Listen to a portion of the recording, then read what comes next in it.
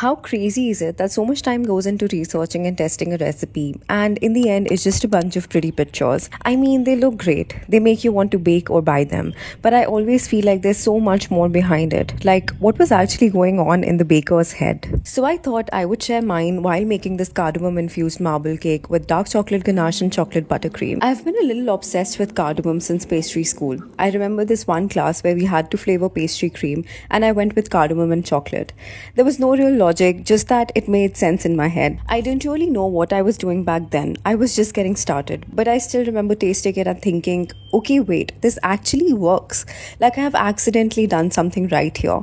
And I think that moment just stayed with me. So while making this cake, I kind of went back to that. I love how you can infuse cream before adding it into batters or ganaches. It just feels like such a simple way to build flavor. I only infused the chocolate batter because I didn't want the cardamom to be everywhere. I wanted it to feel like, you catch it for a second and then it's gone.